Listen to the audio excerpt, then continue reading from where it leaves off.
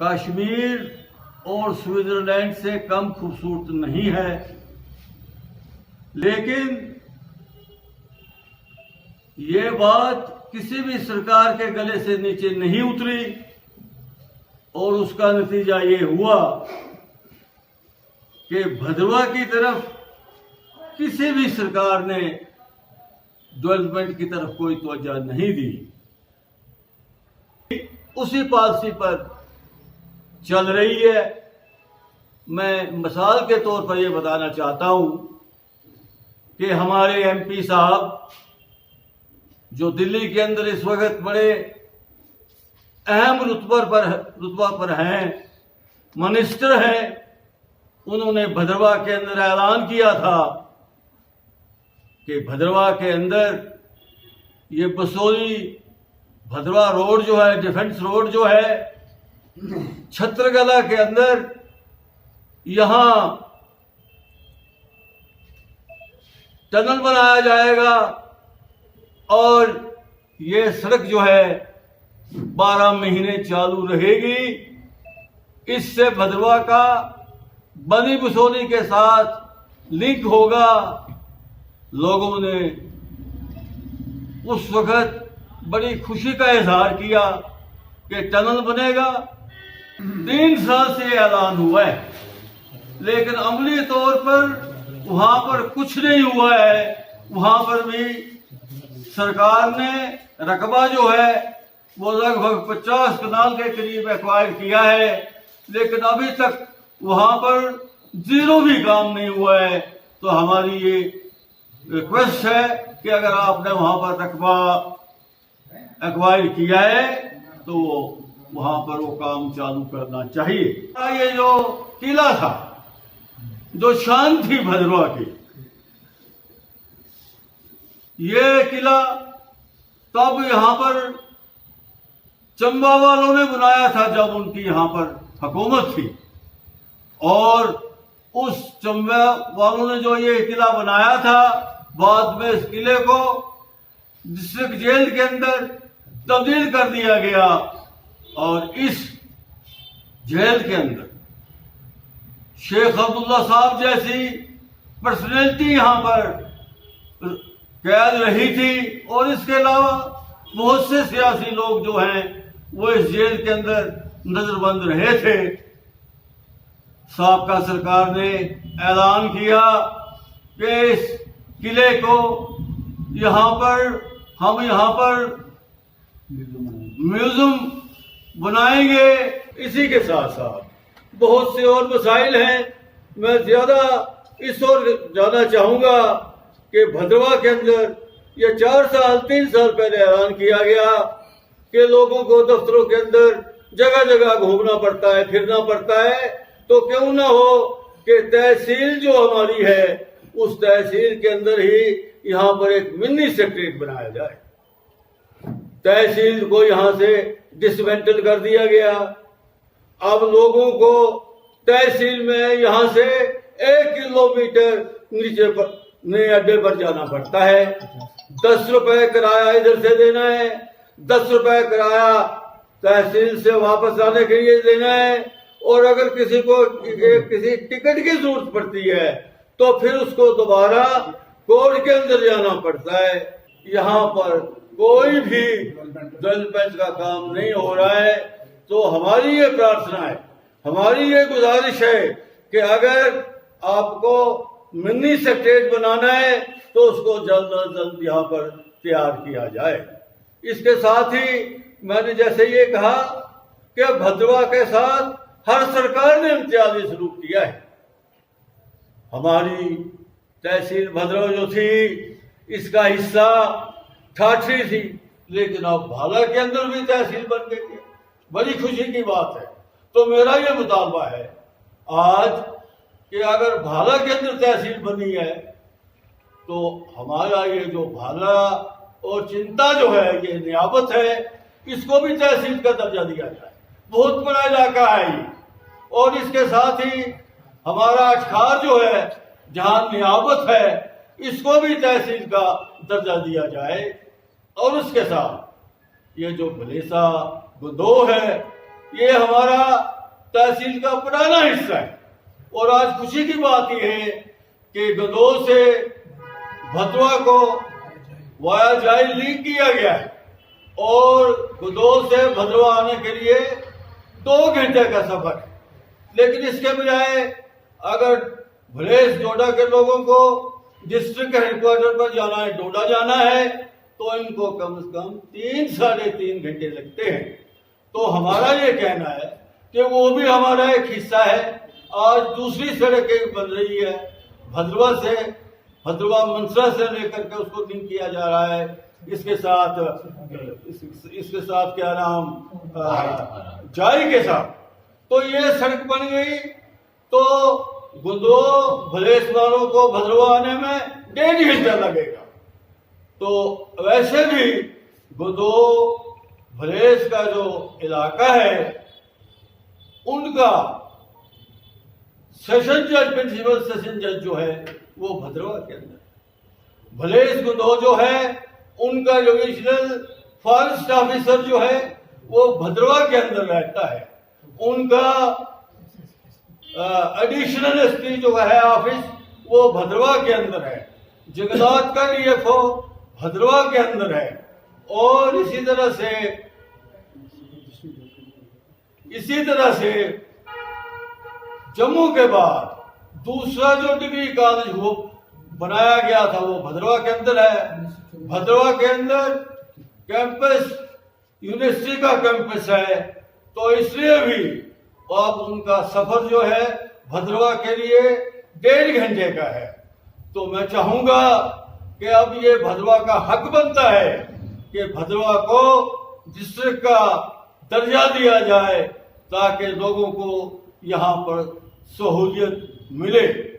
इसके साथ साथ यहाँ और बहुत से वसाइल हैं।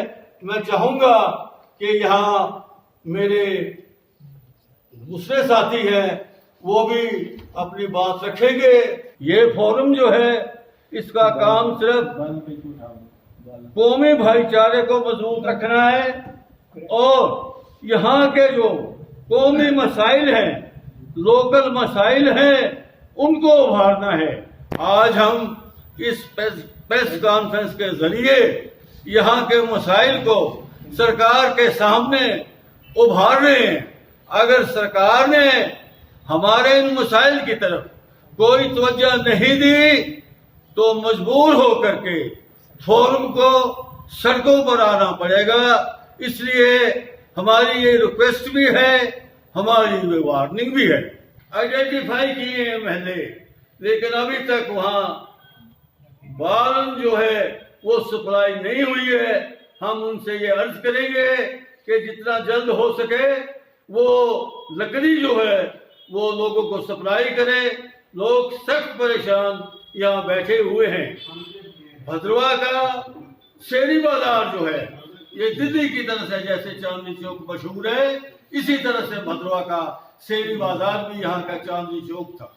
यहाँ पर इस शेरी बाजार को यहाँ पर ये पार्क में तब्दील किया जा रहा है।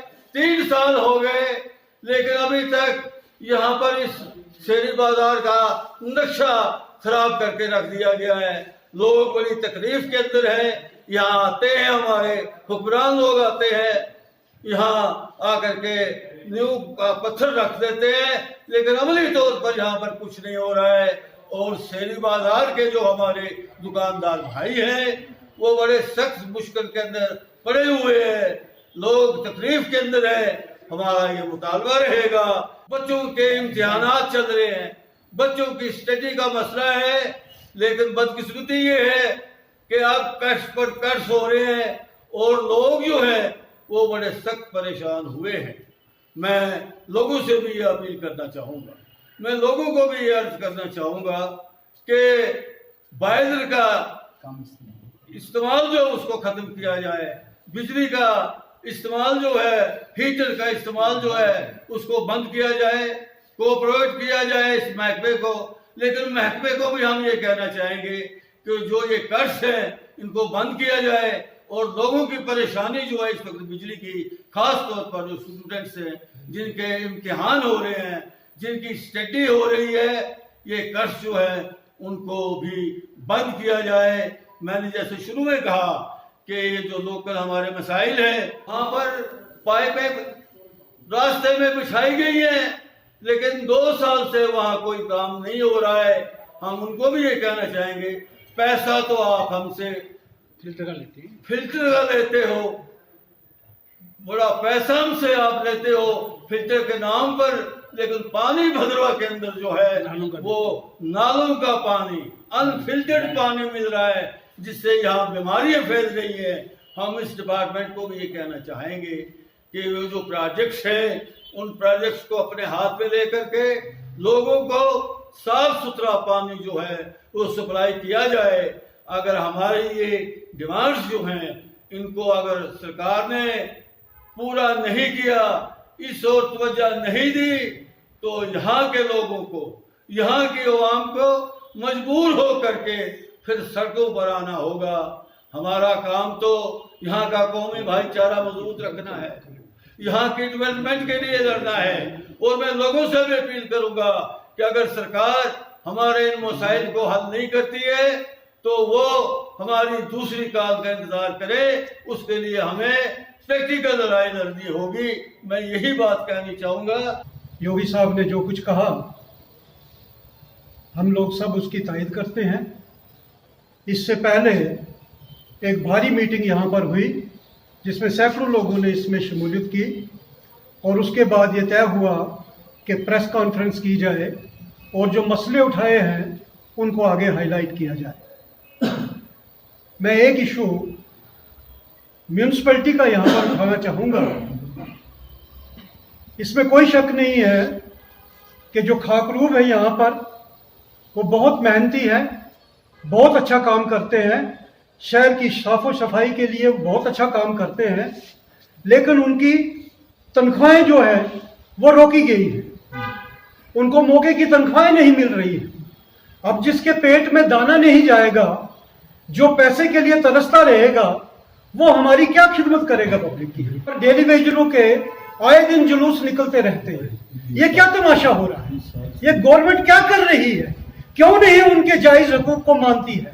इसके लिए मेरा ये गुजारिश है कि उनके मसाइल को भी हाईलाइट किया जाए, उनका कोई अजाला किया जाए, उनका कोई हल निकाला जाए। एक बात और जो मैं कहूँगा म्यूनिसिपैलिटी वालों से, कि 150 रुपया दुकानदारों से वो लोग जो है सेपरेट सफाई का टैक्स लिया करते थे साल का, लेकिन इस बार 20-20, 25-25 म्यूनिसिपैलिटी के आदमी आपकी दुकान पर, आपके घर के आगे खड़े हो जाते हैं और 600 से 800 रुपए तक वो डिमांड कर रहे हैं। और जब उनसे पूछा जाए कि ये कैसे आपने बढ़ाया, या तो हमको आपको ऑर्डर दिखाइए जिसके तहत हमसे आप 600 रुपए मांग रहे हैं, तो वो ऑर्डर दिखाने के अलावा, ऑर्डर दिखाने के बजाय वो क्या करते हैं, वो धमकी देते हैं कि हम आपके खिलाफ नोटिस निकालेंगे। हर घर में जाकर वो नोटिस निकालने की धमकी देकर के निकल जाते हैं और लोगों को खामखा परेशान किया जाता है। उनकी भी प्राइवेट नौकरियां छूट करके लोग आज घरों में बैठे हुए हैं। जब काम नहीं है तो लोग ये नाजायज टैक्स जो हमसे वसूला जा रहा है पब्लिक से, वो कैसे भरेंगे? तो मेरी गुजारिश है कि इस पर जो एडमिनिस्ट्रेशन को सख्त कार्रवाई की जानी चाहिए, करनी चाहिए, और इसका कोई हल निकाला जाना चाहिए। मिट्टी का तेल यहाँ पर नहीं है, बालन की बात हुई, लेकिन मिट्टी का तेल जो है वो यहाँ पर नहीं है। बसों का किराया नाजायज तौर पर जो यहाँ पर लोगों से लिया जा रहा है, और लोगों के बीच में और एडमिनिस्ट्रेशन के बीच में जो बैठे हुए लोग हैं, जो एजेंट साहिबान हैं, मैं उनसे भी गुजारिश करूंगा, वो भी हमारे भाई हैं, लेकिन कुछ हमारे लोगों का भी सोचिए, कम से कम हमसे कोऑपरेट कीजिए, ताकि अगर गवर्नमेंट ने पुराना किराया बहाल किया है तो वही किराया जो है लिया जाना चाहिए। और आसपास के जो मेटाडोर और जो छोटे गाड़ियां चलती हैं, ऑटो चलते हैं, उनका किराया जो नाजायज तौर पर लिया जा रहा है, वो किराया जो लिया जाना बंद होना चाहिए। एडमिनिस्ट्रेशन को इसमें बिल्कुल आगे आना पड़ेगा, काम करने पड़ेगा, वरना अगर हालात यहाँ पर खराब हुए तो उसकी जिम्मेवारी पूरी एडमिनिस्ट्रेशन पर होगी। हमारी जो प्रॉब्लम है ये सब की है, भद्रवा की प्रॉब्लम है। जो मसाइल